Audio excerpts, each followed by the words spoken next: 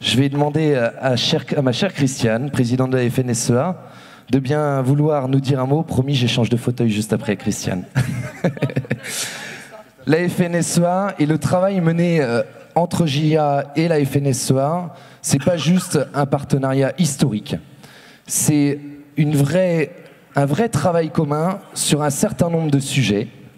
On n'est pas toujours d'accord sur tout, mais on partage une vision, on partage des ambitions, et donc c'est tout à fait normal, ma chère Christiane, de te laisser la parole à notre congrès.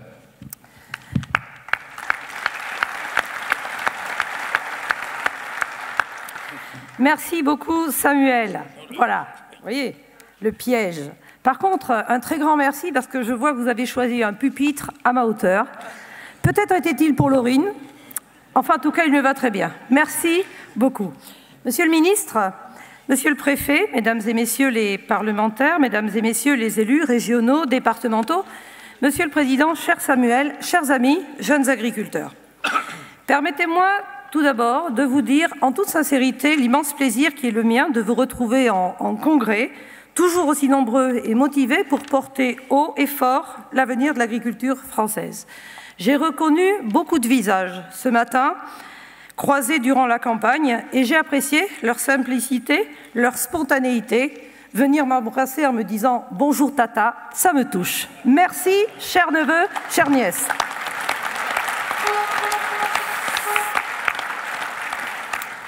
Vous faites partie d'un réseau solide, solidaire et résolument positif. C'est une véritable chance pour l'agriculture de notre pays.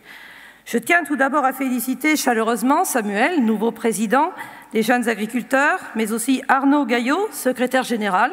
Vous formez un binôme solide, engagé, travailleur, convivial, toujours à l'écoute de vos collègues et de leurs préoccupations. Je suis certaine que nous saurons écrire ensemble de belles pages au service de l'agriculture française. Je tiens aussi à rendre un hommage amical et appuyé à Jérémy de Serles, qui vient d'accepter de nouvelles et importantes responsabilités au niveau européen. Je ne doute pas qu'il continuera à porter haut et fort la voix de la jeunesse agricole. Son passage aura marqué JA de son empreinte. Un grand merci à lui. Nous comptons sur lui et nous aurons besoin de lui pour porter la voix des agriculteurs au quotidien à Bruxelles. Chers amis, la culture et le collectif de la Gagne ont porté leurs fruits. Nous l'avons fait, 55,55% aux élections Chambre d'agriculture.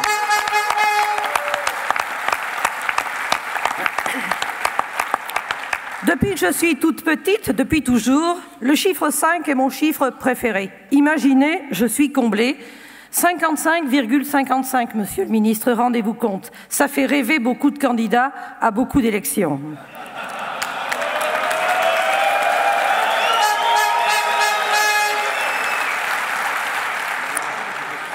En portant nos listes JA plus FNSEA en tête des élections aux chambres d'agriculture, les agriculteurs nous ont une nouvelle fois accordé leur confiance et ont soutenu un projet solide, les pieds sur terre, résolument tourné vers l'avenir.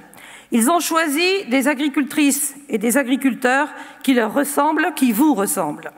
Cette victoire confirme une fois de plus que le syndicalisme agricole majoritaire marche bien sur deux jambes, celle des jeunes agriculteurs et celle de la FNSEA, pour avancer ensemble dans la même direction. Notre fierté est à la hauteur de l'intensité de cette campagne électorale que nous avons vécue ensemble.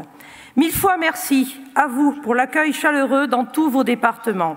Merci pour votre énergie communicative, et vous l'avez largement montré ce matin encore, pour votre rayonnement sur les réseaux sociaux, pour votre optimisme et pour votre implication décisive à nos côtés. J'aurais beaucoup d'anecdotes à raconter, n'est-ce pas, Samuel, sur des moments magiques ou des émotions intenses que nous avons partagées. C'est ça aussi, une campagne réussie. Te frotte pas les joues, Samuel. Celui qui a posté les photos, c'est pas moi. Permettez-moi aussi d'avoir une pensée pour les départements qui n'ont pas rencontré le succès. Je veux leur dire qu'ils sont dans un réseau de solidarité et que nous allons collectivement n'avoir qu'un objectif durant les 6 années, la victoire en 2025. Mais déjà, en octobre, en Loire-Atlantique.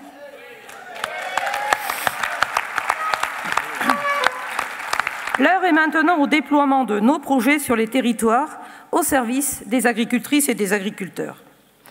Dans un contexte où la ruralité vit une profonde crise, confirmée au scrutin élections européennes par la montée du vote eurosceptique dans une large majorité des territoires, ces projets sont plus qu'une nécessité. À ce titre, je salue le travail prospectif que vous avez engagé dans votre rapport d'orientation pour une ruralité éternellement jeune, pour tout le monde, je l'espère, dans la droite ligne de vos travaux initiés lors du sommet international des jeunes agriculteurs organisé à Paris en avril et auquel j'ai eu le plaisir de participer. Sur les 5 continents, la question de l'accès au foncier, de la transmission des exploitations ou bien encore de l'accueil de nouveaux profils sont autant d'enjeux partagés. Tout comme vous, je ne peux concevoir une ruralité vivante sans une jeunesse fière de ce qu'elle est, certaine de ses talents, de sa créativité et porteuse de projets pour son territoire. Et qui mieux que l'agriculture pour endosser ce combat de reconquête territoriale et sociale. Vous en êtes, vous tous, l'exemple vivant. Osons le dire, nous, agriculteurs, faisons vivre cette ruralité au quotidien. Nous sommes les sédentaires de la terre. Oui, l'agriculture est un secteur d'avenir pour nos territoires. Et je profite de cette tribune pour dire solennellement qu'il n'y aura pas d'avenir pour notre ruralité, ni pour la France, sans une jeunesse agricole nombreuse, pour une agriculture forte, capable de relever les grands défis alimentaires, climatiques et environnementaux de notre siècle. L'exposé de M. Deschamps était ce matin remarquable pour exposer ces enjeux.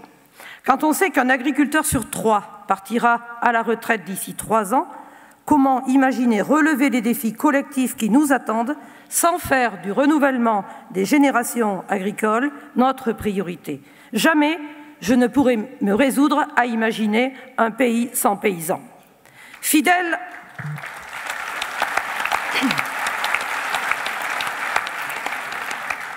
au credo « J'y a un jour, j'y a toujours », je serai toujours aux côtés des jeunes agriculteurs pour que ce défi du renouvellement générationnel irrigue massivement les politiques publiques agricoles, tant au niveau national qu'au niveau européen. 25 ans après la Charte nationale pour l'installation, déjà 25 ans, le sujet est toujours d'actualité, il est même brûlant, mon cher Samuel. Créer les conditions de ce renouvellement est une impérieuse nécessité. Cela engage la profession, la société, et les pouvoirs publics à offrir de véritables perspectives à la jeunesse agricole. La première perspective consiste tout d'abord à offrir à notre métier le respect qu'il mérite. Comment espérer susciter des vocations quand chaque jour nos pratiques et nos productions sont vilipendées dans une escalade écrite, verbale et maintenant physique que rien ne semble vouloir arrêter? Quel métier peut supporter autant de critiques infondées? Aucun.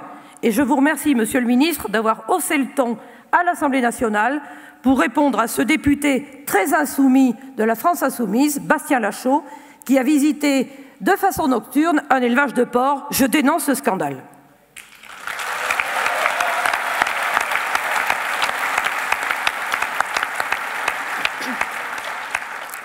Monsieur le Ministre, la sincérité de l'expression des jeunes que nous avons vue tout ce matin fait que toutes ces attaques, nous les recevons collectivement comme une blessure et comme une injustice profonde.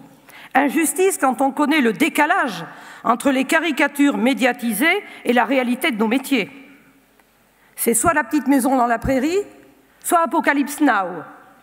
Or, nous sommes tous au milieu, nous les vrais agriculteurs. Injustice quand on connaît aussi toutes les initiatives qui sont prises en France, partout. Pendant cette campagne, nous avons vu des agriculteurs qui engagent des démarches de progrès pour répondre aux demandes des marchés et de la société. Partout, les agriculteurs et leurs filières s'organisent, impulsent le changement, que ce soit en matière de réduction des usages, des risques et des impacts des produits phytosanitaires, à l'instar du contrat de solution porté par 44 partenaires, et merci JA d'être à nos côtés. Changement encore avec le déploiement de solutions agronomiques, numériques, l'amélioration constante de nos pratiques d'élevage, la lutte contre le changement climatique ou bien encore la préservation de la biodiversité. L'agriculture française n'a jamais été aussi vertueuse et les classements mondiaux successifs nous le rappellent très régulièrement. Chers amis, comme dit si bien l'adage paysan, dans la vie, il y a ceux qui piaillent et ceux qui travaillent. Eh bien, les agriculteurs sont résolument dans le camp de ceux qui travaillent, alors continuons et accélérons, mais parlons plus et mieux de tout ce que nous faisons. Et là, vous avez un vrai savoir-faire. Vous êtes ici les meilleurs ambassadeurs de cette agriculture positive, car vous êtes à l'avant-garde des transitions massives de notre secteur. C'est à vous, plus que quiconque, de bâtir ce nouveau contrat avec la société, comme avait pu le faire en son temps la jeunesse agricole catholique, la JAC, pour nourrir la France dans une vision politique salutaire, partagée avec l'État. Avec la concomitance des mutations qui touchent le secteur agricole, le moment est une nouvelle fois historique. La jeunesse agricole est une nouvelle fois attendue. L'État sera-t-il au rendez-vous? Nous l'attendons. Le respect de notre métier est nécessaire, mais pas suffisant. Il nous faut aussi de véritables perspectives économiques. Or, quel signal est envoyé aux jeunes désireux de s'installer quand le rapport de l'Observatoire des prix et des marges pour 2018, publié ce lundi, confirme une nouvelle fois l'incapacité des producteurs à couvrir leurs coûts de production par les prix de marché. La vocation peut être forte, mais la réalité économique est-elle impitoyable? La loi EGalim a suscité un espoir immense dans nos rangs. Nous avons beaucoup travaillé. Celui de mettre fin à cette logique mortifère de la guerre des prix qui détruit année après année 1 milliard d'euros de valeur, qui casse les exploitations agricoles, les PME, l'emploi et l'activité des territoires. Il est grand temps que tous les dispositifs de la loi s'appliquent avec fermeté et que les mauvais acteurs récompensés dans votre festival déloyal soient définitivement poussés des planches au parquet des tribunaux.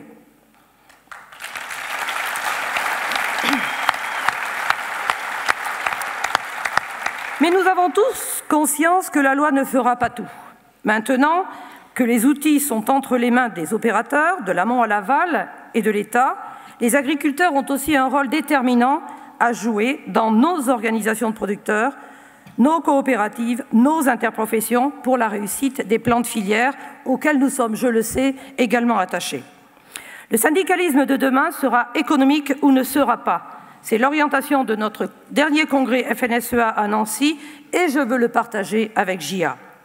Je sais que mener de front une installation, s'épanouir dans une vie familiale et sociale, développer son activité, surtout quand on fait le choix de plus en plus courant de la diversification, est toujours difficile à concilier avec un engagement professionnel. Mais je le dis avec la plus grande conviction, le déploiement des plans de filière audacieux ne peut se faire sans nous, agriculteurs. La solidarité syndicale et générationnelle que vous construisez ici à JA, mais aussi dans les OP, les chambres, sera notre plus grand atout pour peser dans les négociations de demain.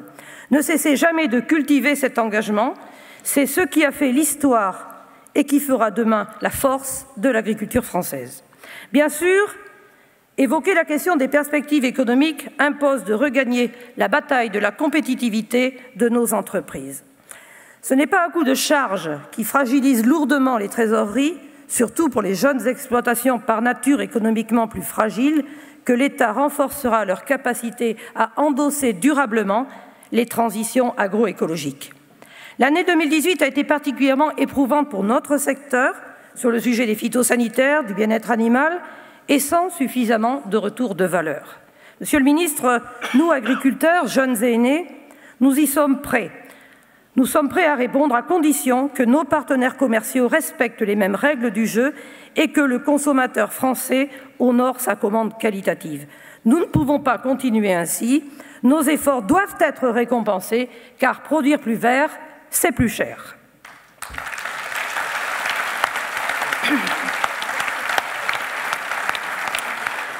Une récente étude d'il y a quelques jours dit que 6 Français sur 10, 58%, s'accordent une marge de 10 € maximum pour leurs courses alimentaires et qu'ils sont même 14% à calculer leurs dépenses à l'euro près.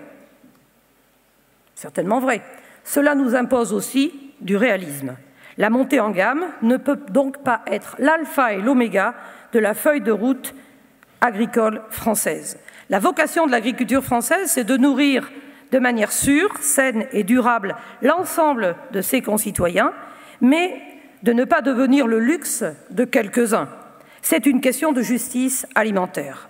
Agriculteurs, nous voulons produire pour tous les marchés, locaux et internationaux, haut de gamme et entrée de gamme, et c'est pour cela que nous exigeons que l'article 44 de la loi EGA, obtenu de haute lutte suite à nos actions de blocage de juin 2018, soit mis en application le plus vite possible.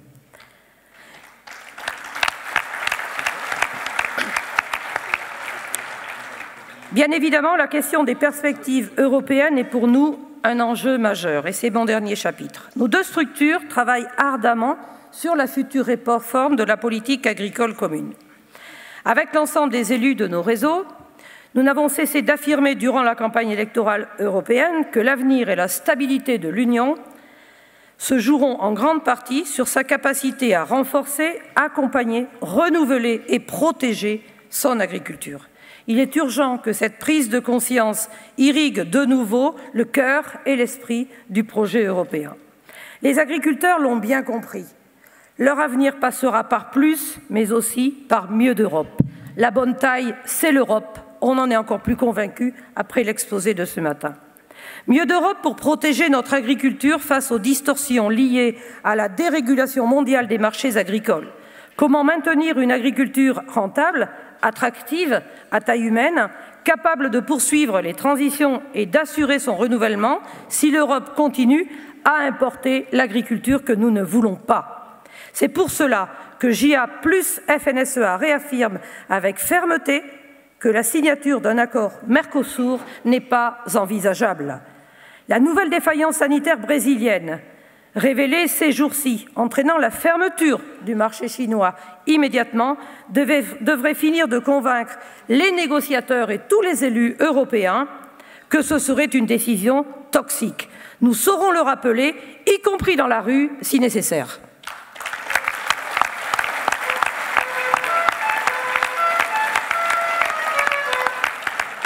Mieux d'Europe aussi pour faire converger les réglementations fiscales, sociales, environnementales dans un véritable marché unique.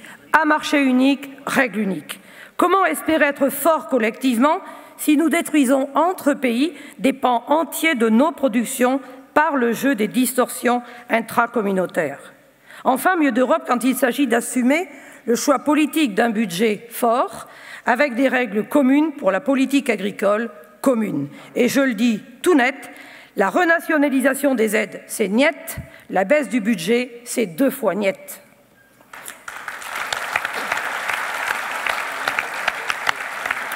Face aux enjeux alimentaires, climatiques, énergétiques, écologiques, l'agriculture apparaît comme une solution majeure grâce au maintien d'agriculteurs nombreux et multiperformants dans tous les territoires. Et ça n'a pas de prix. Cette agriculture productive et durable remise au cœur du projet européen peut être à nouveau le ciment de l'unité européenne et le ferment des grandes transitions. Je le dis haut et fort, le salut européen passera par les champs et qui mieux que la jeunesse agricole pour porter cette ambition retrouvée. Alors mes amis, fidèles au credo des pionniers de la JAC dans les années 60, voir, juger, agir, je vous invite à le conjuguer au présent, quitte à bousculer les habitudes internes et tous les observateurs au ventre plein, et Dieu sait s'ils sont nombreux. Oser un nouveau credo, revoir, rejuger et réagir. Revoir pour poser le bon diagnostic, car le contexte géopolitique, social, économique, sociétal et agricole a profondément changé. Rejuger pour définir les orientations les plus pertinentes dans ce nouveau contexte et les stratégies gagnantes. Réagir pour tordre le cou à la morosité ambiante dans notre pays, une cure de jouvence ici fait beaucoup de bien, mais aussi morosité dans notre secteur, et pour cela il faut lucidité et courage. Mais aussi réagir, agir encore et encore pour entraîner le plus grand nombre à la conquête des opportunités nouvelles.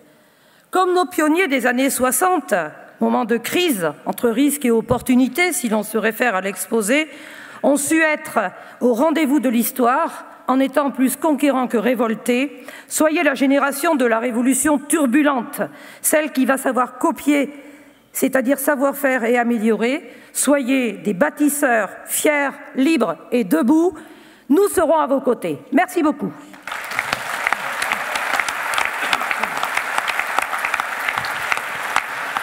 Merci Christiane.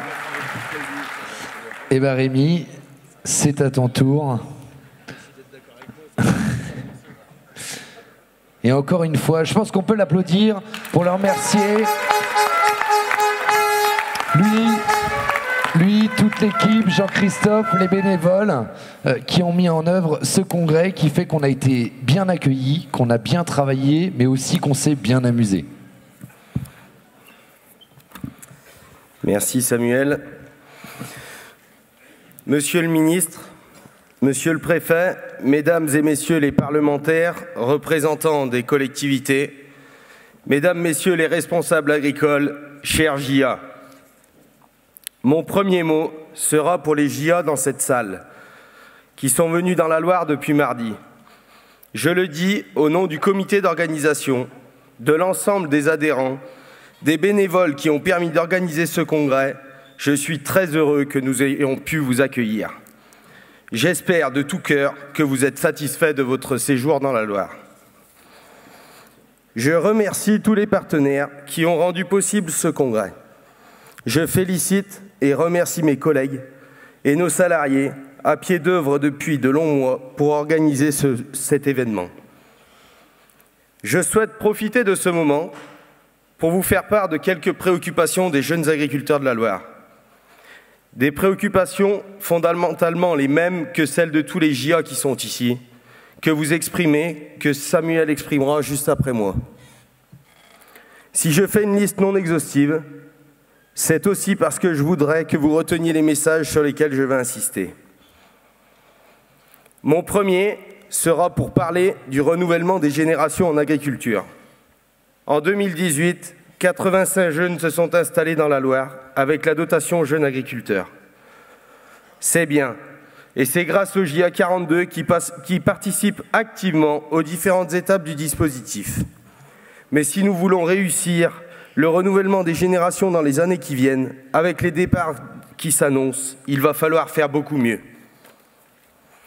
La première condition, c'est que les jeunes soient formés. D'une part, lors de la formation scolaire, où techniques et capacités d'adaptation doivent être au cœur des programmes. D'autre part, lors du dispositif installation, et particulièrement dans les plans de formation pour lesquels nous veillons à conserver un parcours adapté et finançable dans sa totalité. Nous, JA Loire, avons déjà prouvé que nous sommes capables de construire des formations qui répondent pleinement aux exigences du métier, telles que la formation Agir-Action. Nous ne voulons pas que, faute de financement, la montée en compétences des jeunes soit mise à mal. La deuxième condition pour ça, c'est que les agriculteurs gagnent leur vie. Les états généraux de l'alimentation ont été une occasion sans doute unique de poser le problème du revenu. Nous ne sommes pas naïfs. Nous savons qu'une loi et des plans de filière, ce n'est pas magique. Nous savons que les orientations issues des EGA mettront un peu de temps à porter leurs fruits. Mais notre attente reste très forte et l'urgence est plus que jamais présente. L'argent n'est pas revenu dans les cours de ferme et tant qu'il ne sera pas là, nous ne pourrons pas aller de l'avant, nous ne pourrons pas répondre à toutes les attentes de la société. Mon deuxième message concerne l'eau, ou plutôt le manque d'eau. Dans un département d'élevage comme le nôtre, la sécheresse, c'est le déficit en fourrage. C'est la crainte de ne pas pouvoir alimenter nos animaux, c'est toute une économie qui est mise en péril. Pour faire face aux aléas, la solidarité entre agriculteurs joue toujours. Je ne suis pas surpris que le réseau JA se prépare une nouvelle fois à faire jouer la complémentarité entre éleveurs et céréaliers. Pour autant, il faut aussi l'appui des pouvoirs publics. Et à ce titre, nous attendons sans délai l'autorisation de fauchage et de pâturage des jachères au niveau national pour augmenter les disponibilités. Nous attendons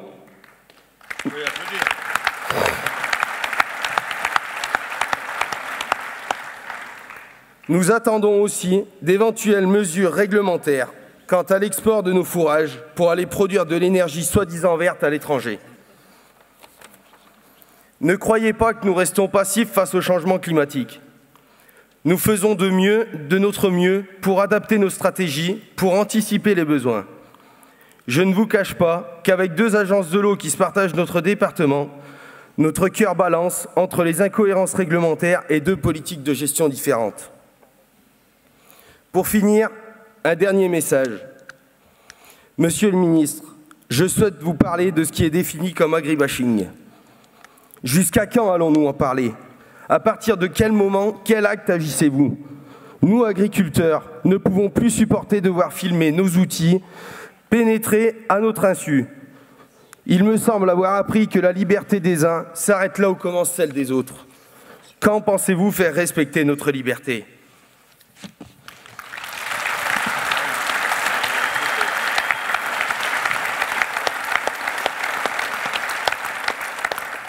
Chers congressistes, vous l'aurez donc compris, chez JA Loire, nous sommes déterminés et nous menons de front toutes les batailles demandées par le réseau.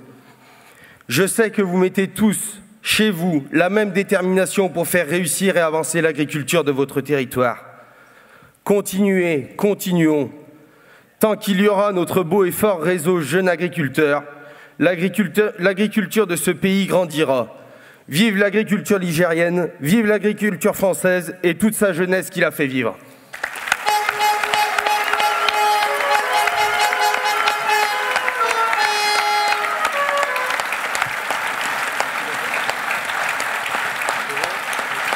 Merci Rémi, merci pour ton engagement, merci pour ton dévouement. Il le mérite. Il le mérite.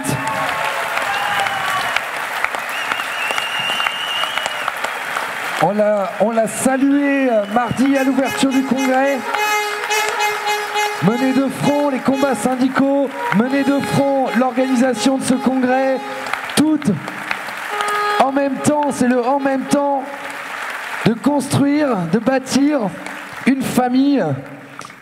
Et donc, on t'a remis un présent mardi. Tu es papa depuis une semaine tout pile. Et tu as réussi à mener tout ça de front. On est fiers de t'avoir à nos côtés aujourd'hui, d'être sûr que tu sois là. C'était une crainte que l'on avait et merci pour tout. Allez, on passe à la suite et je me tourne vers mon autre secrétaire général qui va reprendre les rênes de cette matinée. Merci Samuel. Donc on va passer à la séquence des questions du ministre. Donc je vous demanderai un peu de rallumer la salle s'il vous plaît parce que on n'est pas comme les activistes qui nous attaquent sur les réseaux sociaux. Nous on n'a pas besoin de se cacher derrière des photos ou des pseudos.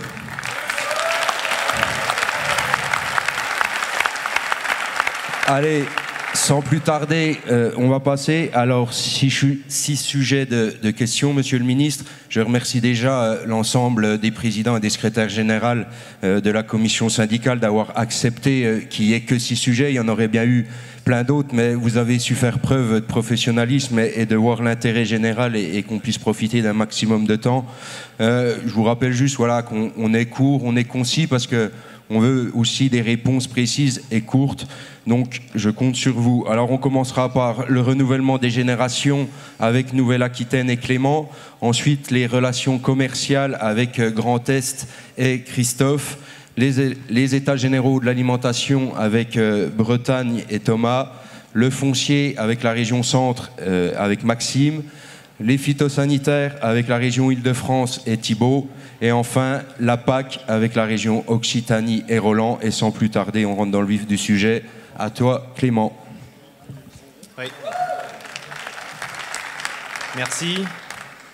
Monsieur le ministre, en février 2018, le président de la République avait affirmé devant 1000 jeunes que le renouvellement des générations en agriculture serait un enjeu majeur.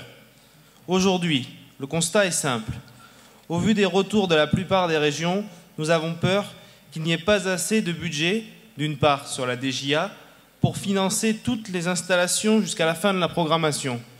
D'autre part, pas assez de budget de l'État pour accompagner toutes les actions d'accompagnement à l'installation et à la transmission. Monsieur le ministre, j'espère que nous sommes d'accord pour considérer que c'est un bon point.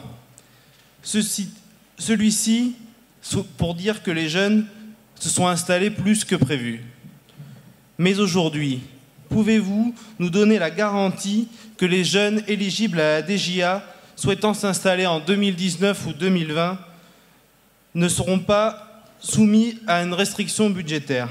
Cela ne serait inadmissible pour nous.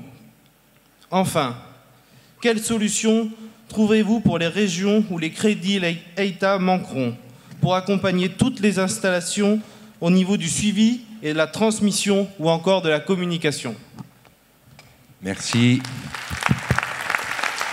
Merci Clément pour votre question. J'en profite en 2 secondes pour saluer toutes les personnalités qui sont là, évidemment le préfet, les parlementaires, mesdames et messieurs les députés, les élus territoriaux, les représentants du monde agricole, la présidente de la FNSEA et puis évidemment le président, le secrétaire général, les vice-présidents, toute l'équipe de JA et Rémi Jousserand qui avait avec son équipe bien organisé des choses. La question que vous posez, Clément, est quand même extraordinaire et formidable. Il y a quelques années, on aurait pu se dire, mais on n'arrive pas à dépenser notre budget parce qu'il n'y a pas assez d'installations.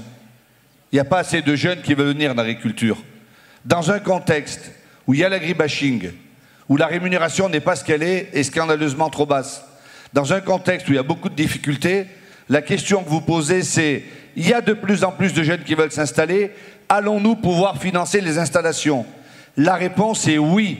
Je prends l'engagement devant vous ce matin qu'aucun jeune en 2019 et en 2020 ne pourra pas s'installer parce qu'il manquera de l'argent. L'argent sera au rendez-vous. Nous installerons tous les jeunes qui voudront le faire. Cet objectif, il est absolument formidable. Le renouvellement, l'installation, la transmission font partie des priorités que nous avons au gouvernement. Ce sont les mêmes que JA, ce sont les mêmes que la FNSEA. J'ai fait le point cette semaine sur là-dessus. L'argent des JA sera présent partout. Aucun jeune qui s'installera cette année et l'année prochaine ne verra une dotation baisser. Et sur le deuxième sujet que vous avez posé, celui des régions, il n'y aura aucun problème pour 2019. Nous devrons discuter en 2020 parce qu'il faut faire attention sur le montant d'aide qui ne donne pas des effets d'aubaine. Je sais qu'il y a un problème dans la région centre. Je veux régler le problème de la région centre. Nous allons le régler dans les semaines et les mois qui viennent. Mais il est impossible. Je ne serai pas à la hauteur de la mission qui m'est là et j'aurais honte devant vous si je vous disais je suis désolé, mais on n'installera pas des jeunes parce que nous n'avons pas les moyens. Les moyens seront au rendez-vous. Merci Monsieur le Ministre. Sans plus tarder, on passe à la question par Christophe sur les relations commerciales. Merci. Donc Monsieur le Ministre, il y a beaucoup de rumeurs depuis quelque temps sur la reprise des négociations entre l'Union européenne et le Mercosur, voire sur un accord imminent. Clairement, le Brésil revient à l'attaque de certains de nos voisins européens n'ont pas l'air contre. Monsieur le ministre, pouvez-vous nous affirmer sans ambiguïté que la France s'oppose à la signature de ces accords? Quelle confiance avez-vous d'être capable de bloquer une décision européenne sur ce sujet? Donc inutile de rappeler quelle pourrait être la conséquence d'accords avec le Mercosur sur les bases actuelles pour notre agriculture.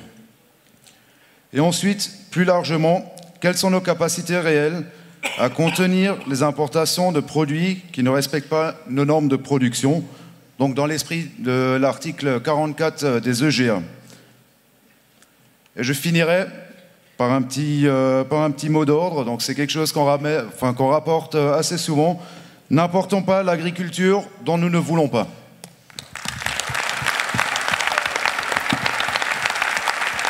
Merci, je vais vous répondre très clairement. Je partage tout l'esprit et tout ce que vous dites dans votre question. Le premier point que je veux simplement dire, c'est que la France n'est pas opposée aux accords commerciaux.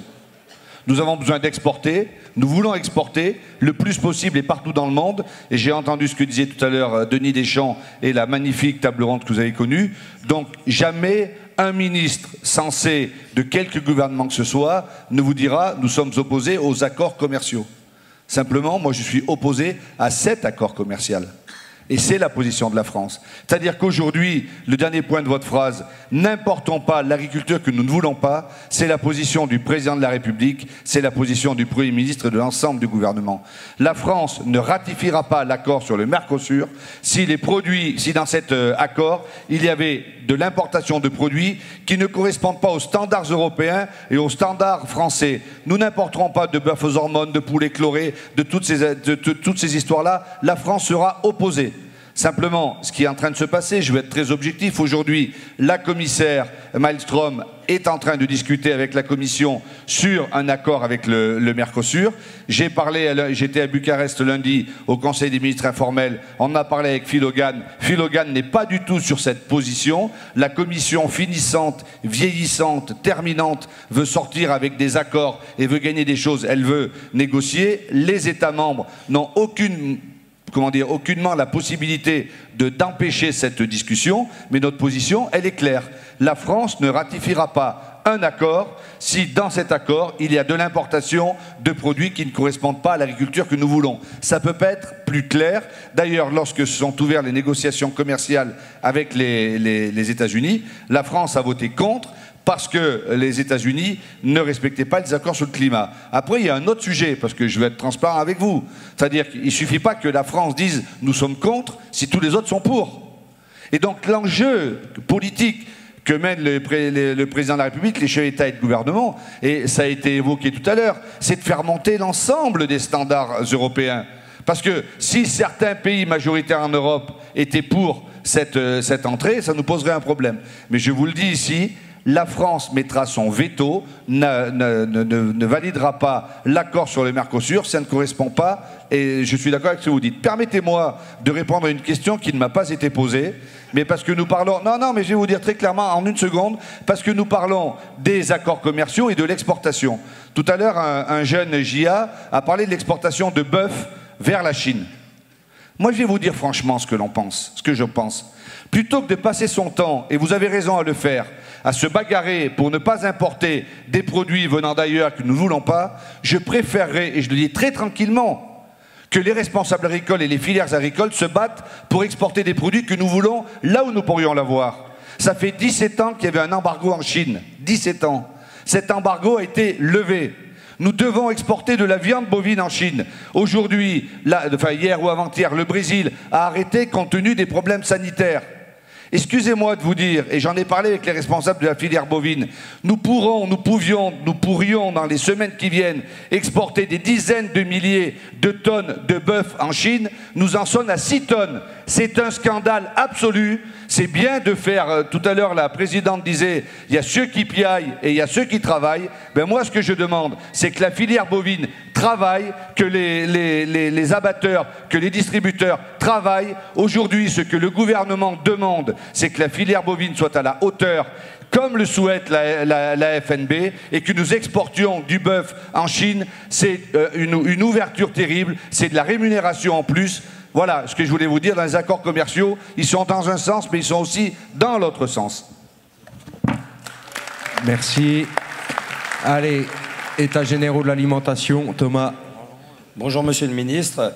Les États généraux ont débouché sur des feuilles de route assez complètes, sur une loi et des ordonnances pas aussi complètes que l'on aurait voulu, et une volonté de monter en gamme. 2 questions simples. Quels moyens sont mis en place pour contrôler l'application de la loi et surtout pour appliquer des sanctions que l'on espère dissuasives contre ceux qui enfreignent la loi ou tentent de la contourner? Et deuxième question, au-delà des petites phrases telles que le retour à l'agriculture de nos grands-parents, quelle est votre vision de l'agriculture de demain et sur quelle agriculture comptez-vous pour ramener sérieusement de la valeur dans nos exploitations, répondre à la montée en gamme tout en nous bridant par des surtranspositions françaises de règles européennes? Merci. Merci beaucoup.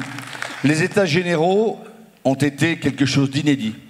Pour la première fois depuis des années, tout le monde autour de la table, les associations, les syndicats, bref, tout le monde, tout l'ensemble de la chaîne, la loi Egalim a été un peu en retrait par rapport à la volonté que vous aviez. Et surtout, nous en sommes aujourd'hui à la première année des négociations commerciales, et là, ça ne va pas du tout. Je partage ce que vous dites. Ça ne va pas du tout en même temps parce que les ordonnances ont été prises en janvier et février, alors que les négociations commerciales avaient déjà commencé. Et ce travail, il a été fait en partenariat notamment avec la FNSEA, et là-dessus, nous sommes très en phase. Donc cette année est l'année zéro, pour ainsi dire. Le compte n'y est pas, j'ai déjà eu l'occasion de le dire. On dit que dans le lait, ça va un peu mieux. Oui, ça va un peu mieux, mais il y a encore des gens qui vendent leur lait à 320, 330, et ça, c'est pas acceptable. Et dans la viande, le compte n'y est pas du tout, et dans les céréales, c'est très variable. Donc aujourd'hui, il y a deux groupes de l'Assemblée nationale qui ont mis en place une commission d'enquête sur les pratiques de la grande distribution dans le cadre des États généraux. Je peux vous dire, pour regarder on m'a passé un lien sur Internet, une des auditions, ça pète dans le tube quand même. Hein. Les députés font ce qu'ils ont à faire. Et donc moi j'attends beaucoup de cette commission. Des sanctions sont prévues. La DGCCRF va faire 6000 contrôles. Elle en a déjà fait plus de 2000. Les sanctions sont très fortes. C'est des dizaines, voire des centaines de milliers d'euros pour ceux qui ne le respectent pas. Mais aujourd'hui, le compte n'y est pas. Les états généraux par rapport à cette année N ou N1 de négociations n'ont pas été à la hauteur. Donc il va falloir aller plus loin. Moi je rencontre régulièrement les patrons de la grande distribution. Il y a le comité de suivi des négociations commerciales qui se tient à Bercy tous les 3 mois. Nous continuons à mettre la pression, mais vous aussi mettez-la parce que les choses ne vont pas. En tout cas, les contrôles se font. La DGCCRF en est à, je crois, 2000 contrôles et des sanctions seront prises. Mais ça ne suffit pas. C'est bien qu'il y ait des sanctions, c'est bien qu'il y ait des amendes, mais ce qu'il faut, c'est arriver à faire en sorte que ce ne soit plus comme avant. Et qu'effectivement, les prix remontent, et la meilleure répartition de la valeur ajoutée, c'est celle-là. Les états généraux, ça a été, on inverse la construction du prix, et à partir des coûts d'objectifs qui sont fixés par les filières, on va entrer dans les négociations. Or, cette année, ça n'a pas été encore le cas. Donc il faut que l'année prochaine, ce soit. Donc le compte n'y est pas cette année, je l'ai déjà dit.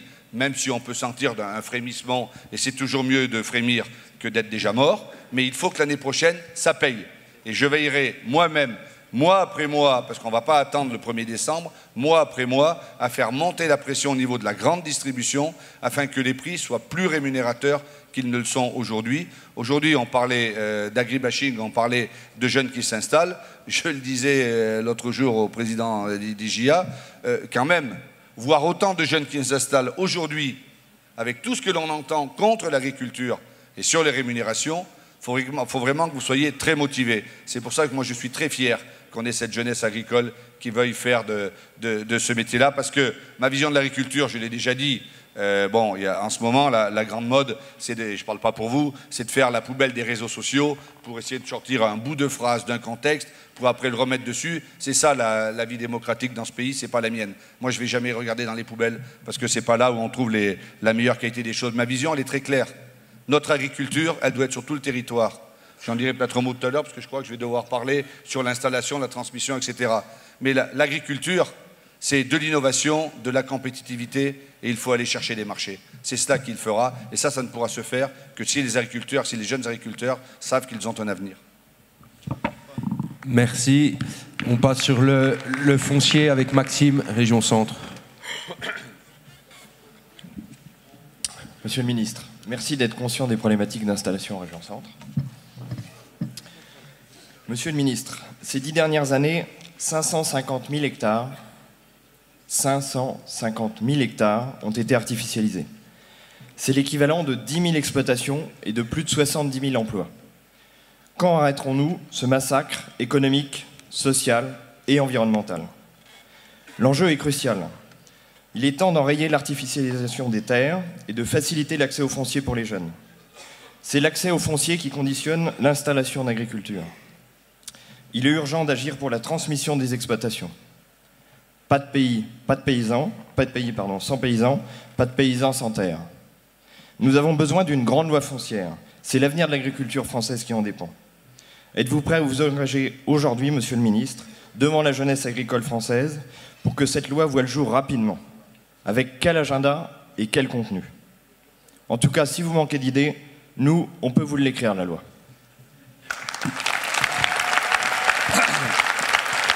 Merci. Le problème du foncier, j'en parlais beaucoup avec Jérémy, beaucoup avec Samuel et la nouvelle équipe. Nous travaillons là-dessus. Et moi, ma volonté, c'est que nous co-construisions ensemble ce travail-là sur le foncier, l'installation, la transmission et ce que c'est le statut d'agriculteur. Et là, moi, j'ai besoin de vous. Et vous allez travailler là-dessus. Et c'est en fonction de votre travail à vous et d'autres, de vos aînés, de Tata et d'autres, que nous allons y arriver, parce que c'est très important. Il faut interroger tout le monde, la FN SAFER, les COP, tout le monde.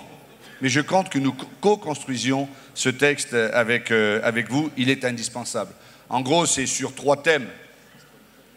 Accès au foncier, installation, transmission, et puis regardez quand même ce qu'est un agriculteur. Je crois que ce n'est pas inintéressant de revisiter tout cela. Et évidemment l'objectif qu'a fixé le président de la République, c'est zéro artificialisation.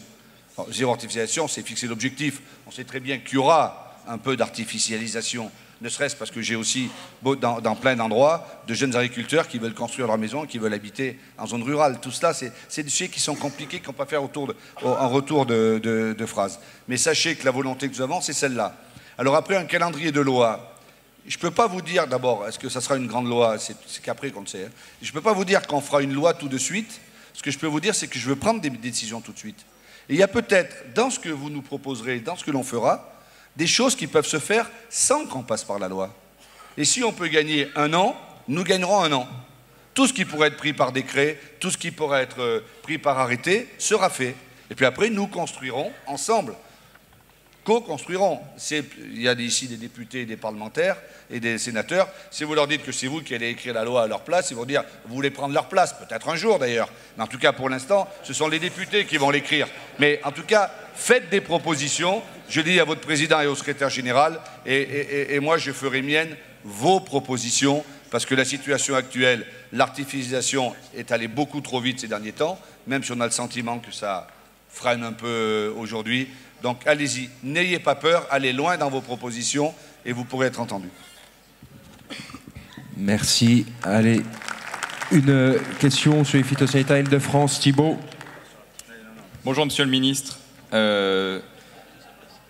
Donc là, on va être d'accord, parce que malgré l'utilisation des produits phytosanitaires à l'heure actuelle, on est d'accord que ça fait 3 années que la France a été classée avec l'agriculture la plus durable au monde.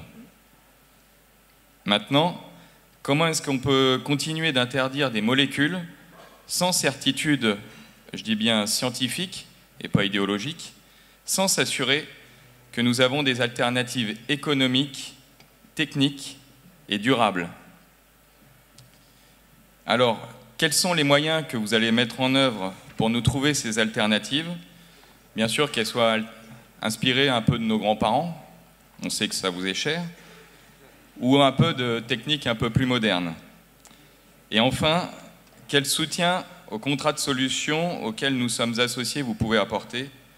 Et pour finir, quelles garanties allez-vous mettre en place afin d'éviter une distorsion de concurrence, y compris à l'intérieur de l'Europe? Merci. Merci. Toutes ces questions sont des questions qui sont ultra d'actualité, évidemment. Aujourd'hui, nous avons pris déjà un certain nombre d'engagements. Je vais partir par la fin de votre question. La vraie difficulté aujourd'hui, c'est la distorsion de concurrence que nous avons à l'intérieur de l'Europe. Il n'est pas possible qu'une salade produite en Allemagne coûte moins cher sur le marché de Strasbourg qu'une salade produite à Strasbourg. Bon. Donc là, on a ce problème, des problèmes de travailleurs détachés polonais qui travaillent dans l'agriculture allemande, ou des problèmes de l'Espagne. J'en ai parlé encore récemment avec mon collègue ministre de l'Agriculture espagnol, qui eux traitent sans merci, irriguent sans problème. Et aujourd'hui, en viticulture, en fruits et en légumes, nous font de la concurrence aujourd'hui qui est déloyale. Donc évidemment, à l'intérieur de l'Union européenne, c'est tout le travail que nous allons faire dans la prochaine PAC et que nous faisons dans les négociations, moi, qui me dépassent, qui sont au niveau des chefs d'État et de gouvernement. Il faut absolument qu'il y ait une montée économique et sociale de tous les pays qui fasse que cette distorsion de concurrence freine le plus vite possible, parce que tant qu'elle sera là, ça sera très compliqué. Et c'est pareil pour les produits phytopharmaceutiques. c'est bien beau de les interdire en France, mais enfin, s'ils ne sont pas interdits ailleurs, et si on importe et qu'on mange des produits traités avec des produits qu'on ne veut pas en France, ça ne peut pas fonctionner non plus. C'est pour ça que nous essayons d'être pragmatiques. On sait très bien que la transition agroécologique que vous faites, elle est irréversible. L'agriculture française est la seule filière économique à laquelle on a demandé autant et qui a répondu autant et qui a autant fait des transitions, qui s'est autant modernisé, qui a autant changé. C'est ça la réalité. Donc aujourd'hui, il va falloir se séparer d'un certain nombre de produits. Il va falloir arrêter la dépendance aux produits phytopharmaceutiques. Ça ne veut pas dire qu'il faut les arrêter. Notre objectif, c'est de baisser de 50% en 2025. Et on a aussi dit, et le président de la République l'a dit, on ne laissera personne sans solution. Donc on va travailler là-dedans. Évidemment, la recherche, on met 71 millions d'euros par an sur la recherche aux alternatives. Il faut trouver de nouvelles molécules, il faut trouver des alternatives, il faut travailler avec le biocontrôle, avec vos instituts, avec la recherche publique comme l'INRA, avec la recherche privée. Bref, il faut que la recherche aille à marche forcée, aille le plus vite possible pour trouver des alternatives qui ne laissent pas les paysans sans solution. Je sais qu'il y a certains secteurs, certaines filières qui sont en difficulté aujourd'hui, je le sais, j'ai rencontré absolument tout le monde. Donc moi, je ne veux pas ça. Je ne veux pas mettre l'agriculture dans une impasse, je veux mettre l'agriculture dans une voie d'avenir. Et c'est dans ce cadre-là que la marche, elle est difficile. Mais il faut à la fois passer à la transition agroécologique, et ça, vous le faites toutes et tous, arrêter le plus possible la dépendance aux produits phytopharmaceutiques. Pour cela, il faut qu'il y ait des alternatives. Et s'il n'y a pas d'alternative, nous voulons laisser aucun agriculteur, aucune filière sans solution. Merci. Pour la PAC, Roland Occitanie. Monsieur le ministre, dans cette réforme de la PAC, un peu en suspens pour l'instant, la France a pris une position à l'intérieur de laquelle il y a l'objectif de développer la gestion des risques. Dans cette future PAC, par une combinaison d'outils. Là-dessus, on est d'accord. Du coup, j'aurais deux questions, deux demandes de précision. Pouvez-vous nous en dire plus sur les outils de gestion des risques dans lesquels vous croyez? Et compte tenu de la difficulté qu'il peut y avoir pour convaincre d'autres États membres, la France ne devrait-elle pas donner un signal fort en soutenant explicitement des outils qui existent déjà, comme l'assurance climatique? Merci beaucoup. Alors d'abord la PAC, la présidente en a parlé tout à l'heure. L'enjeu premier, c'est le cadre financier pluriannuel. Hein. On est d'accord, c'est le budget. Là-dessus, la France est claire. Je l'ai redit très clairement lundi au Conseil. La France est opposée à la position de la Commission européenne qui propose une baisse de 15% du budget de la PAC. On aurait du mal à s'en relever. Bon. Nous sommes sur la position de ce qu'on appelle le groupe UE27, c'est-à-dire l'accord de Madrid, c'est-à-dire que nous sommes sur un budget qui soit le budget de la politique agricole commune moins le Royaume-Uni. Mais la PAC peut pas être la variable d'ajustement, par exemple de l'Allemagne, qui voudrait baisser peut-être un peu le budget agricole pour s'en servir sur d'autres sujets. Ça, nous ne l'acceptons pas. Et dans ce cadre-là, et deuxième sujet, Madame Lambert l'a dit aussi tout à l'heure, il est clair que nous ne voulons pas d'une PAC renationalisée. C'est absolument inacceptable. La PAC, c'est la première politique agricole commune intégrée européenne. Elle doit le rester. Ça, c'est absolument sûr. Là-dessus, nous ne transigeons pas. Après, sur les choix, la question précise que vous évoquez, il y aura de plus en plus d'aléas, et notamment les aléas climatiques. Ma position personnelle que je vais vous donner, moi, je suis pour une assurance récolte obligatoire, interfilière, interrégion. Voilà ma position. Je sais que cette position n'est pas consensuelle. Mais en tout cas, dans la politique agricole commune, il y a une majorité pour faire en sorte que l'assurantiel soit inscrit très clairement dans la politique agricole commune pour aider les agriculteurs. Il n'y a pas d'autre solution. Alors je sais que là encore, dans la poubelle des réseaux sociaux, on a sorti un bout d'une phrase que j'avais dit, où aujourd'hui l'assurance récolte est une arnaque. Je parlais de chez moi, je parlais des arboriculteurs et je parlais des maraîchers de chez moi, et là c'est une arnaque. Parce qu'on ne peut pas aujourd'hui, si on est arboriculteur, on ne peut pas aujourd'hui prendre une assurance, ça coûte beaucoup trop cher sur l'ensemble de son verger. Et puis alors, si on est grêlé ou si on a un problème, l'année d'après, la cotisation, elle double, elle triple, et tout ça, on ne peut plus. Donc on ne peut pas rester comme ça. Donc moi, je souhaite que le système assurantiel, j'ai beaucoup travaillé avec les responsables de Groupama et d'autres, nous devons travailler à la mise en place d'un système assurantiel qui permette à tout agriculteur de pouvoir s'assurer à des prix. Quand il n'y a pas beaucoup d'argent et qu'il n'y a pas beaucoup de revenus, on ne peut pas avoir des cotisations trop élevées et avec des retours qui soient importants. Deuxièmement, le filet de sécurité que nous allons plus actionner au niveau de la PAC, et tout dépendra de ce que nous pourrons mettre dans le système assurantiel de la PAC. Mais soyez bien conscients que moi, je me bagarre beaucoup pour que l'assurantiel soit inscrit clairement, noir sur blanc, dans la politique agricole commune 2020, enfin, je ne sais pas si 2020 ou 2021 ou 2022, mais enfin dans la prochaine. Merci à vous. Alors, merci de vous être prêté à l'exercice. Merci au président de région d'avoir joué le jeu et posé les questions. Comptez sur nous pour avoir enregistré, et vu que c'est filmé, en plus, on les aura. Et vous savez, comme JA est capable de ressortir les dossiers.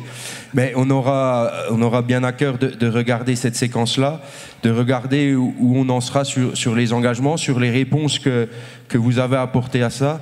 Et j'ai envie de dire, et permettez-moi de vous emprunter la citation que vous nous avez faite, si c'est pas respecté, ça pètera dans le tube.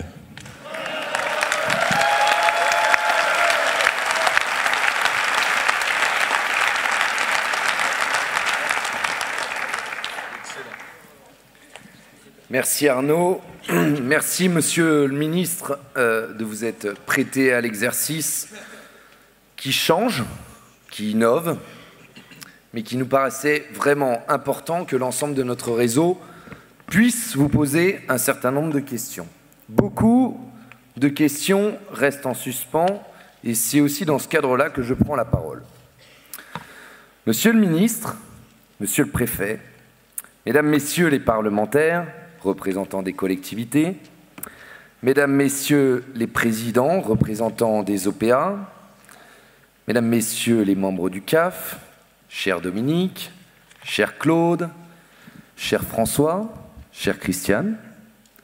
Christiane qui a eu une petite dérogation, je tiens à le dire, et qui l'a fait avec assiduité, vu que je sais qu'elle a lu notre rapport d'orientation tout le week-end. Merci Christiane de porter une attention particulière au travail que les jeunes agriculteurs mènent. Enfin, cher JA, un congrès JA qui se termine doit être l'occasion de regarder vers l'avant. C'est ce que je vais essayer de faire. Mais avant cela, et j'y tiens, je tiens encore une fois à remercier très chaleureusement et très sincèrement tous ceux qui ont donné de leur temps, de leur énergie, pour faire de ce congrès à Roanne une réalité et une réussite. Je salue tous les JA 42, les collaborateurs, les bénévoles, les partenaires qui ont contribué à rendre cette rencontre possible, fructueuse. Merci à eux, nous pouvons les applaudir.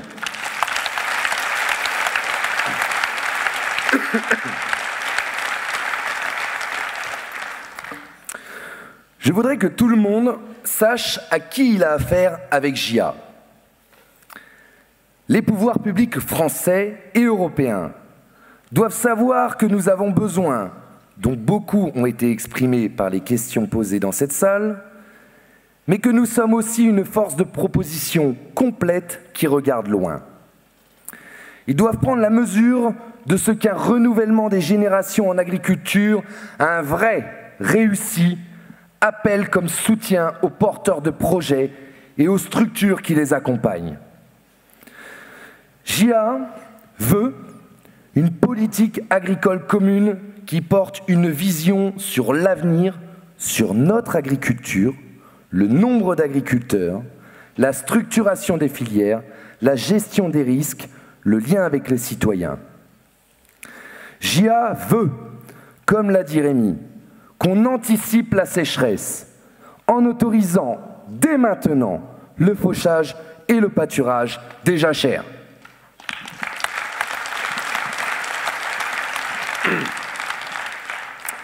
JA voudrait qu'on se donne les moyens de la transition écologique et énergétique, pas seulement l'ambition, mais aussi les moyens.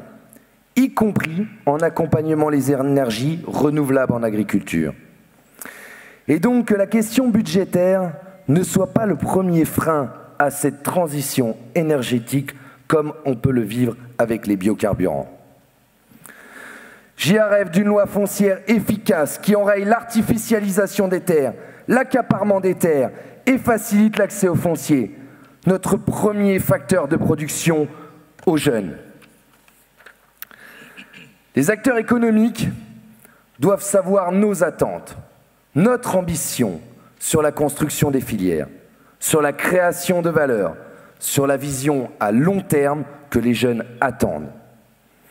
Ils doivent savoir qu'il faut compter avec nous, nous impliquer à toutes les échelles. Monsieur le ministre, vous avez parlé des sanctions. Ces sanctions doivent tomber vite, aussi vite que les sanctions sur la politique agricole commune.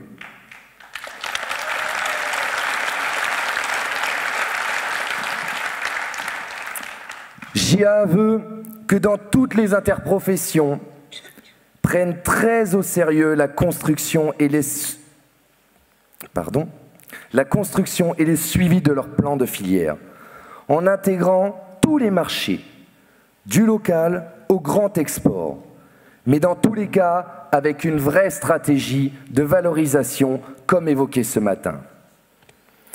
JA veut que la filière sucre continue à intégrer tous les bassins de production dans sa réflexion stratégique et que les producteurs soient bien accompagnés dans leurs projets pour l'avenir de ces bassins, y compris avec le gouvernement. JA voudrait vraiment que toutes les coopératives lisent avec la même attention que nous y avons porté le guide de gouvernance publié par COP de France. Ce guide a vocation à être appliqué par toutes les coopératives. Et Dominique, tu peux compter sur moi, tu peux compter sur nous pour en faire la promotion partout où ce sera nécessaire. JA rêve d'un vrai plan protéines, enfin, pour améliorer l'autonomie alimentaire des troupeaux européens, rendre nos systèmes de production plus durables, soutenir les carburants renouvelables et capter plus de valeur. Tous nos partenaires doivent savoir qu'ils ont raison de nous soutenir, parce que nous travaillons aussi pour eux et pour leur avenir.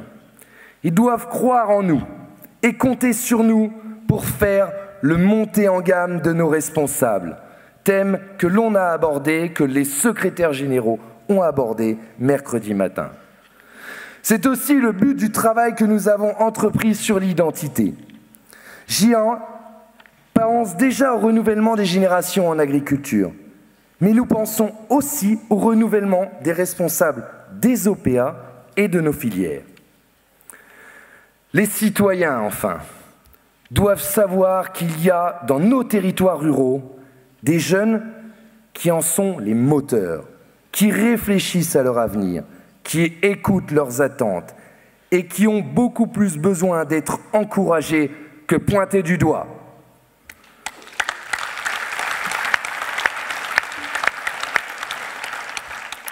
JA veut que l'agribashing, qui n'est peut-être pas une réalité, mais qui est assurément un ressenti, s'efface au profit de la mise en avant de toutes les solutions que l'agriculture peut apporter.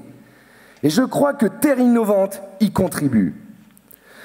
JA veut que les intrusions dans les fermes et les abattoirs soient fermement sanctionnées par la justice le plus rapidement possible.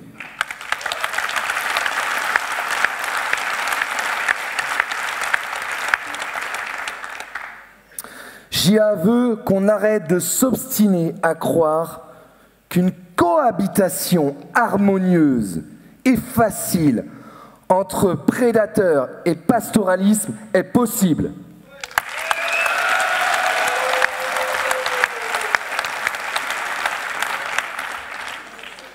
JA voudrait vraiment qu'on valorise le carbone que l'agriculture peut non seulement ne pas émettre, mais même stocker dans nos sols. JA voudrait vraiment plus largement que l'expression publique des associations, des responsables politiques, des chroniqueurs divers, de notre société qui se questionnent parfois un peu frénétiquement sur elle-même, que cette expression soit respectueuse de nos métiers, que de nos efforts, qu'elle ménage un peu notre sensibilité, peut-être trop forte, mais en tout cas trop souvent heurtée par des petites phrases qui font mal.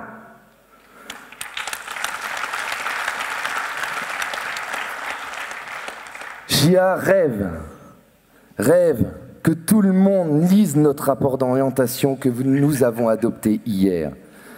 Pour une ruralité éternellement jeune, que chacun fasse sienne ses propositions sur la place de la jeunesse dans la politique, des collectivités, l'enseignement ou encore la transmission. Je le redis, nous avons besoin de vous tous. Vous pouvez compter sur notre engagement, notre détermination, notre volonté, toujours de trouver des solutions.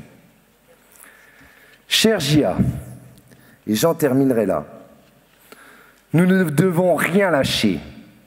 Notre mission est parfois difficile, ingrate, mais nous savons au fond de nous-mêmes qu'elle est nécessaire. Pas seulement pour notre avenir, à nous, mais pour celui de notre économie, de nos territoires, de notre société. Nous ne sommes sans doute pas les meilleurs sur tout. Nous n'avons pas la science infuse, mais nous avons des bases solides, des valeurs et un regard. Et bien sûr, une légitimité renforcée grâce aux dernières élections aux chambres d'agriculture que l'on a remportées haut la main aux côtés de la FNSEA. Et oui, Christiane, tu l'as dit, beaucoup de monde rêve de voir cette belle carte verte. Même le président de la République, je ne sais pas si vous vous en souvenez, monsieur le ministre, a sorti cette carte en nous disant qu'il en rêvait. Ce n'est pas tout d'en rêver, il faut maintenant en prendre acte. Nous sommes le seul syndicat représentatif des agriculteurs de ce territoire.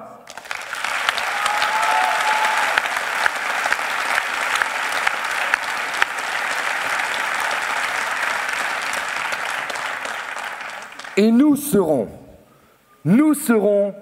le seul syndicat représentatif du territoire de la Loire-Atlantique.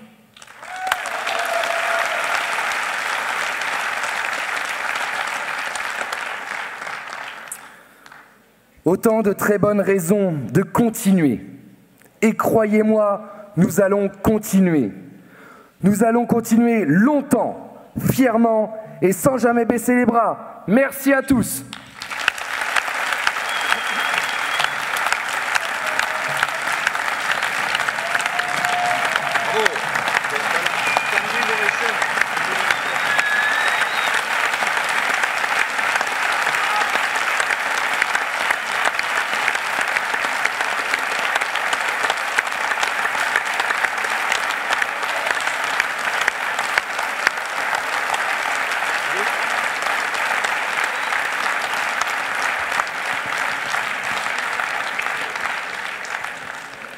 Monsieur le ministre, c'est à vous.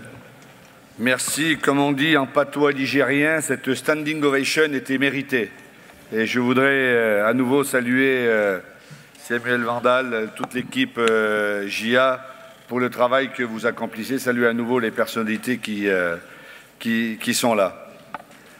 Oui, je suis conscient qu'il faut exiger, qu'il faut rêver, qu'il faut souhaiter au présent, au futur ou au conditionnel. C'était le thème de l'intervention du président. Et le gouvernement et moi-même avons l'intention de répondre présent. De répondre présent à vos sollicitations, de répondre présent à vos demandes et de répondre présent à un travail encore plus fort, encore plus serré, encore plus important, encore plus quotidien que nous devons faire ensemble. Car la volonté du gouvernement et du ministère de l'Agriculture et de l'Alimentation que j'ai l'honneur de diriger aujourd'hui, c'est de considérer que l'agriculture a un avenir, que le métier d'agriculteur n'est pas un métier du passé, mais un métier d'avenir, et que l'avenir est synonyme de jeunesse. Et c'est par la jeunesse, par votre jeunesse, par vous, mesdames et messieurs des JA, dans toutes les régions, dans tous les départements, que vous contribuerez à bâtir une autre image de notre agriculture, une autre image de la façon de gérer vos exploitations, et tout simplement que nous puissions dire ensemble, que vous puissiez dire demain, oui, je suis agriculteur, je suis agricultrice, mon métier a de l'avenir. C'est ça tout le travail que je mène dans ce gouvernement, aux côtés des organisations syndicales, et en premier chef aux côtés de Christiane Lambert et de la FNSEA. Vous êtes le syndicat qui avait eu la majorité absolue et la présidente, Madame Lambert, aime rappeler que le chiffre 5 porte bonheur, 55,55%. C'est un chiffre formidable. Ça me faisait d'ailleurs penser que le chiffre 6, à moi, avait porté bonheur, parce que lors de ma dernière élection, j'avais fait 66,62%. Et donc, comme quoi il y a des chiffres porte-bonheur comme ça qui sont importants. Mais en tout cas, je voulais vraiment vous féliciter et dire que je reconnais, et je l'ai déjà dit au congrès de la FNSEA, je peux le dire ici, je reconnais le fait majoritaire, je sais avec qui je travaille, je reconnais l'ensemble de la diversité de l'agriculture française, mais pour moi, le résultat démocratique, c'est le résultat des élections. C'est à partir du résultat des élections que l'on travaille avec les gens qui sont élus. Et là-dessus, je n'ai aucun état d'âme. Mais pour que l'agriculture ait un avenir, il faut évidemment que l'agribashing cesse. Et il doit cesser le plus vite possible. Alors, on a eu déjà l'occasion de s'exprimer, j'ai déjà eu l'occasion de le dire. Ce qui s'est passé encore cette semaine, ici même dans ce département, est intolérable et est inacceptable. Vous le savez, Madame Belloubet, la garde des Sceaux, a donné une instruction à tous les procureurs de la République de tous les départements. Ce n'est pas uniquement une feuille, c'est une réalité pour demander que soient sanctionnés le plus vite possible et soient condamnés tous ces actes qui sont intolérables. Nous ne pouvons pas les accepter parce qu'il est intolérable et inacceptable qu'on entre dans un outil de travail, dans un outil de production, dans un abattoir, dans un élevage, que l'on montre du doigt, que l'on traite les agriculteurs d'empoisonneurs, que l'on traite les agriculteurs de pollueurs, c'est inacceptable. Et je veux le redire ici, après Madame Lambert et après Samuel, notre agriculture nous est enviée dans le monde entier. Notre alimentation nous est enviée dans le monde entier.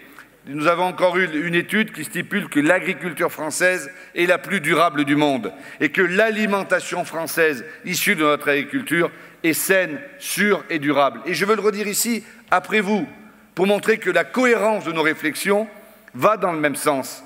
Parce que nous pouvons être d'accord ou pas d'accord sur certains sujets, mais sur l'essence même de ce que vous êtes, de ce qu'est, de ce que vous représentez, de ce que va devenir l'agriculture, nous sommes en phase à 100%. Et je n'ai pas peur de le dire. Aussi, ces actes doivent être condamnés avec la plus grande fermeté. J'irai moi-même dans l'Ain, dans les prochaines semaines, saluer les responsables de l'abattoir qui avaient brûlé il y a de cela quelques mois, parce que nous devons faire des actes aussi symboliques que cela. Ce n'est pas acceptable, et je ne l'accepterai jamais. Et puis, vous avez évoqué un certain nombre de questions. Je vais aller vite, je ne vais pas faire de discours, puisque j'ai eu l'occasion de répondre aux questions. Mais permettez-moi d'abord, en abordant rapidement l'Europe, de saluer Jérémy de Serles. Jérémy de Serles a été votre président JA pendant plusieurs années. Il a fait un choix, à la demande du président de la République, d'aller siéger au Parlement européen. Madame Lambert en a parlé tout à l'heure. Moi, je lui ai dit une chose à Jérémy. Ne deviens pas un homme politique à Bruxelles. Reste un JA au Parlement européen. Nous en aurons besoin, et c'est comme ça que nous aurons besoin de toi pour continuer à défendre les JA, pour continuer à défendre l'agriculture française. Et je pense qu'il le fera parce que sa présence avec d'autres, parce qu'il faut des gens qui connaissent le monde de l'agriculture, qui connaissent l'agriculture, qui connaissent le métier dans les négociations qui vont s'ouvrir pour la prochaine PAC, parce que le Parlement aura quelque chose de fort à dire. Et c'est là où je lui dis, reste JA dans l'âme, reste JA au Parlement européen, et les choses iront très bien. Et je veux vraiment le féliciter parce qu'il pourra nous aider et nous servir à avoir une PAC la meilleure possible. Je l'ai évoqué tout à l'heure, je n'y reviens pas plus que ça, mais nous aurons des enjeux. L'enjeu financier du cadre financier pluriannuel sera l'enjeu absolument essentiel. C'est de là que tout découlera et que nous arriverons à avancer. Sur les négociations commerciales et sur la suite des EGA, il y a deux choses sur lesquelles je veux insister quelques instants. Le suivi des plans de filière. Nous travaillons sur le suivi des plans de filière. Nous faisons maintenant, avec l'ensemble des filières, des réunions trimestrielles. Il faut aller de l'avant, il faut que les filières avancent et l'État et le gouvernement est prêt à vous aider. Sur les sanctions commerciales, j'y ai répondu. Il y a des lois, hein, donc je ne peux pas dire qu'il faut qu'elles soient encore plus fortes et plus rapides, mais la DGCCRF travaille dans cette direction. Pourquoi je parle de cela, des sanctions, des prix qui ne remontent pas, de l'agribashing? Parce que je crois vraiment, et je veux être très court, qu'il faut travailler à cette réconciliation de l'urbain et du rural. Aujourd'hui, la société évolue et nos concitoyens demandent de plus en plus de choses. Combien je connais de gens de la ville qui viennent habiter à la campagne et puis qui râlent parce qu'il y a un coq qui chante, parce qu'il y a des tracteurs qui tournent, parce qu'il y a un épandage et que ça sent. Ben, si on ne veut pas tout ça, on reste en ville. Mais si on vient à la campagne, il faut accepter ce qui se passe à la campagne. Mais il faut absolument parler, il faut se parler. Parce qu'on ne peut pas avoir deux blocs face à face. Nous, les ruraux d'un côté et les métropolitains de l'autre. Et cette réconciliation, nous devons y travailler. Et le fait que vous ayez mis, vous, dans votre programme, dans votre rapport, rapport jeunesse et ruralité, c'est absolument essentiel. C'est vous, jeunes agriculteurs, qui êtes les ambassadeurs de la ruralité pour vos concitoyens, pour vos congénères, pour les jeunes qui sont dans vos territoires ruraux. C'est vous qui devez expliquer les choses et expliquer de plus en plus. Oui, les choses avancent. Oui, la transition écologique, nous la faisons avancer. Oui, le bien-être animal nous importe. Mais moi, le bien-être de l'éleveur m'importe autant que le bien-être animal. Oui, tout ce travail que vous le faites dans la bonne direction. Et pour cela, il faut vraiment expliquer les choses. 3 points rapides pour terminer. Samuel, le président, a évoqué le plan protéines. J'ai reçu la semaine dernière un certain nombre de vos responsables. Oui, l'autonomie protéine en Europe et en France est un objectif fort du gouvernement. Est-ce qu'on va assez vite? J'ai compris que non, parce que je me suis pris une branlée. Mais en tout cas, nous avançons. Et nous avançons pour arriver à faire en sorte que le plan protéines que nous appelons de nos voeux, le président de la République et vous-même, soit en place le plus vite possible. Et nous nous sommes donné une clause de revoyure, comme on dit chez les notaires, en juillet prochain. Et avant juillet, je pense que nous aurons pu avancer. Le deuxième sujet, c'est celui de l'eau qu'évoquait tout à l'heure Rémi Jousserand, que je veux vraiment saluer encore pour l'organisation de ce congrès ici dans la Loire. Tous les supporters sont là. Bravo Rémi. Oui, nous avançons sur l'eau. La nouvelle instruction sur l'eau que nous avons travaillé d'ailleurs en relation avec les services de la FNSEA, je crois va dans le bon sens. Il faut absolument pouvoir avoir de nouvelles retenues d'eau pour l'irrigation de l'agriculture et pour lutter contre la sécheresse. Je le dis tranquillement, il ne s'agit pas de faire n'importe quoi, mais au moment où le réchauffement climatique va être de plus en plus fort, au moment où l'eau va être rare, c'est justement là où il faut affirmer que l'agriculture française sera résiliente si elle est irriguée ou elle ne sera pas résiliente si elle n'est pas irriguée. Alors le travail que vous devez mener, que nous devons tous mener avec les agences de l'eau, que nous devons mener pour les retenues multi-usages comme pour les retenues purement irrigation, nous devons avancer, mais il y a des avancées. Puis tout à l'heure, au fond de la salle, j'ai vu une banderole, je crois que c'était des Hautes-Alpes peut-être, mais sur le prédateur et sur le loup, et Samuel en a parlé. Moi, je me suis exprimé, ça y est, la banderole ressort. Je n'ai pas voulu le faire pour ça, mais elle ressort. J'en ai parlé dernièrement. J'ai lu que vous n'étiez pas satisfait du nouveau plan loup. Bien sûr qu'on n'est jamais satisfait lorsque les choses sont annoncées comme cela. Mais enfin, les choses avancent. Oui, non, mais je vais vous répondre tranquillement. Je connais, je vais vous donner la position qui est connue et je n'ai pas de sujet là-dessus. Je l'ai dit à plusieurs reprises. Moi, entre le prédateur et l'éleveur, je choisirai toujours l'éleveur. Je n'ai pas d'état d'âme pour le dire, je le dis comme ministre, je l'ai dit avant, et je le dis au congrès des JA, comme je peux le dire partout, et comme je l'ai dit à l'Assemblée nationale cette semaine en répondant à une question. Mais aujourd'hui, qu'est-ce que nous constatons? C'est qu'il y a plus de 500 loups en France, ça fait longtemps que nous le savons, mais c'est la première fois, mesdames et messieurs, que l'administration française l'annonce. Et l'ONCFS va annoncer les chiffres officiels dans les jours qui viennent. À partir du moment où il y a plus de 500 loups, alors je veux affirmer devant vous que le loup n'est plus une espèce en voie de disparition, en voie de dépeuplement. Et à partir de là,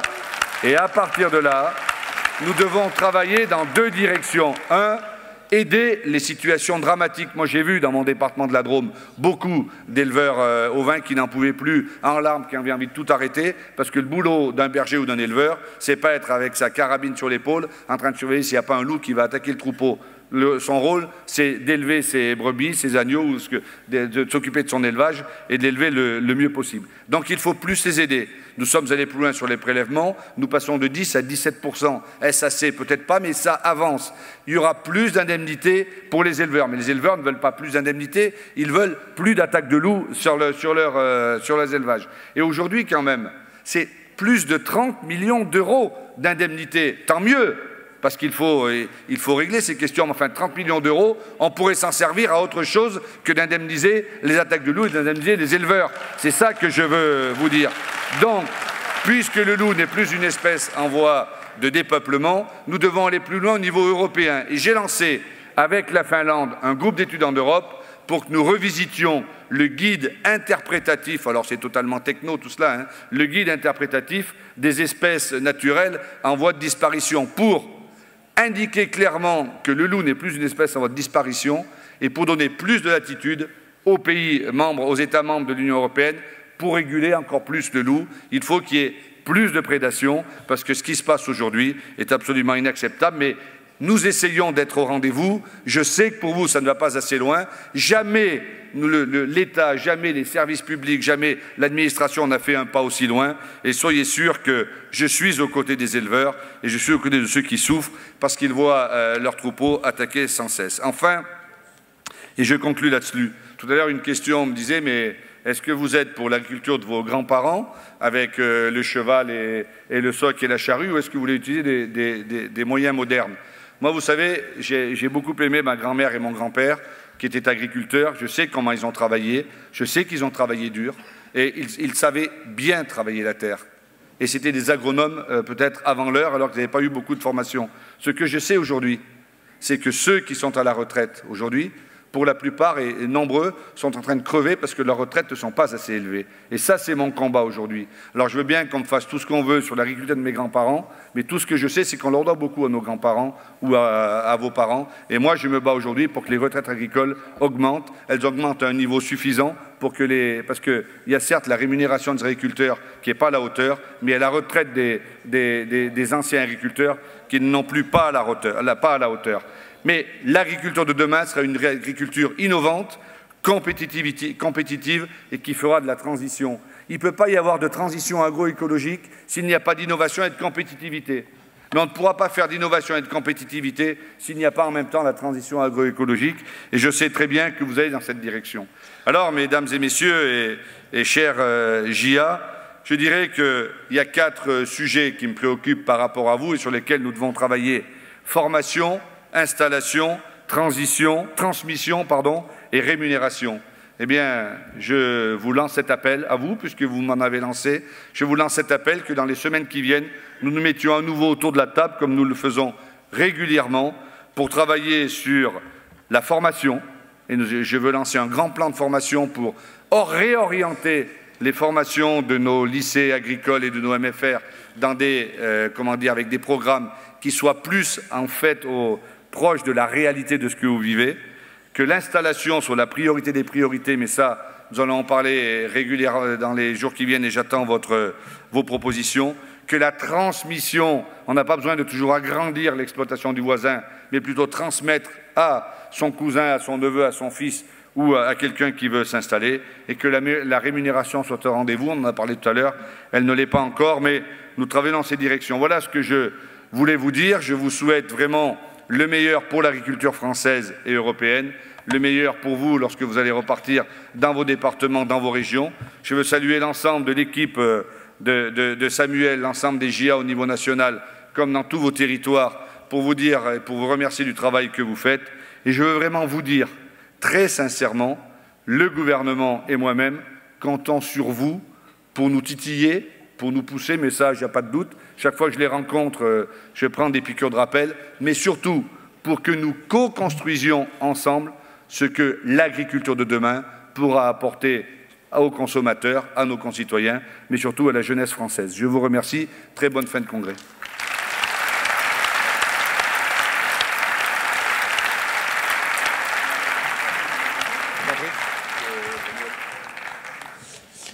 On arrive à la fin de cet exercice. Merci encore une fois à toutes et à tous. Alors une précision, hein.